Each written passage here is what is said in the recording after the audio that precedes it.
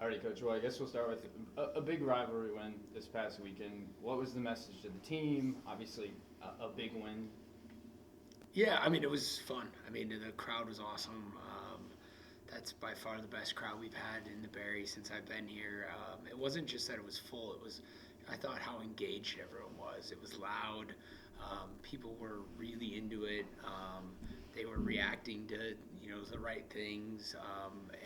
In the crucial moments when we needed momentum, I thought the crowd gave us big lifts, and the end result looks like it was, and it got away from Tech at the end, but it was a pretty good game for 30 minutes, and then we just really ran away with it at the end. And but I thought it was an awesome environment to play in, and when we got done with it, I think everyone was really appreciative of just how great the crowd was and the environment as a whole.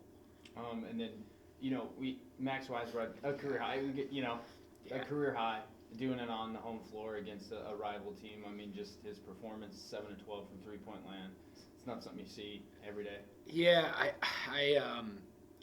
think that we've had some special guys. Obviously, Max Bjorklund last year, that was right up there with anything I've ever seen before. Especially if you take into account it's the Tech game, and Brian went down with an injury, so he knew he was going to have to play 40. I asked him the day before. I'm like, can you go 40? He's like, yeah, maybe. I think so.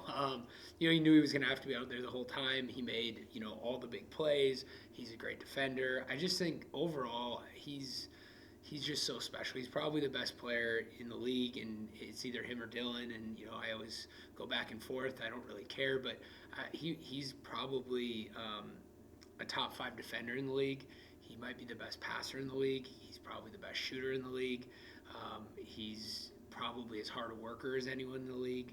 Best teammate, smartest player. Like, he checks almost every single box. And then the best part about him is he's deserving of all of it. He's competitive. He does everything right in practice. He does everything right getting in extra work. He's borderline can get too much with giving opinions, but it's awesome because his opinions are right 99% of the time, and sometimes it's annoying how much he's right about things. So overall, he's just he's changed our program again. I thought we were coming off of last year in such a great spot, but I think his being who he is probably elevated us one step further this year. And then go. Oh, What can you say about his growth just this year? I think there are times in the non-conference where he wasn't the go-to guy, but it seemed like he was okay with it. You mentioned him being such a good teammate. Just where he's gone this year to the point now you're in the thick of conference play and he's playing like he is. Yeah. I mean, I think it comes from coach's kid. His dad's a really good high school coach, and then on top of that, just a really good dude who I think's taught him how to be a winner in the right way, not just by scoring but by impacting every single facet of the game. All summer he was hurt. He didn't really start practicing until 2 days before our first game. I used to think that guys like him could turn it on, and they can in a competitive sense. Like, he was awesome right away competitively, but his shot wasn't going in. And I thought the whole time it was as simple as he's recovering from injury. It's really hard to take the difficult shots he's taking when you don't have the reps of doing it for 6 months. It's hard to say that because you don't want to make excuses, or you don't want to overanalyze it. So we kind of just were like, okay, Max, just keep playing, keep working, you're doing the right things. But in hindsight, I think it's pretty easy to look back and go, oh, he just was missing shots early because it was due to injury. And I think he gained a lot of respect from his teammates because he didn't pout, he didn't whine, he was happy as anyone when we were winning. He was a pass first guy some of those games, and then when we needed him, he stepped up and scored and carried a big load there. And in the last 5 games, he's played as well as any 5-game stretch I've ever seen. How do you turn around for Thursday? Obviously, Ferris, another top team in the conference. You got to go down to their place now. What's it like this week? Taking Saturday and being happy about it, but also knowing you have a heck of a challenge on Thursday. Yeah, I think in some ways it helps. I think it'd be fair to say right now, everyone goes, well, the next game's the biggest game on the schedule. I mean, it's not even close. This is the biggest game. They're 3 games back. of us after half the season. If we go 4 games up and own the tie break, we're going to be in a really, really good spot. Region-wise, we're 1-2 in the region. If we can go 2-0 over them in the region, we'll have all the tie breaks there. And Upper Iowa's probably 3rd right now, and we beat them earlier in the year. So if we get this one Thursday, we're going to have everything going for us you could ever imagine. And maybe after that, we might have to deal with some of that. But I think going into this game, they're all aware of how big this one is. And obviously we respect Ferris just for what they are as a program and what they've done in recent history. And, when you got a lead like that on a team like Ferris, you want to keep them down. You don't want to give them any signs of life. And, and knowing that we followed up with Lake State, who I think that's the toughest gym to play in, and it's been the toughest gym for us to play in. This weekend we could either kind of cement our spot up top, or it could get really dicey after this weekend, and that's kind of on us and how we can perform.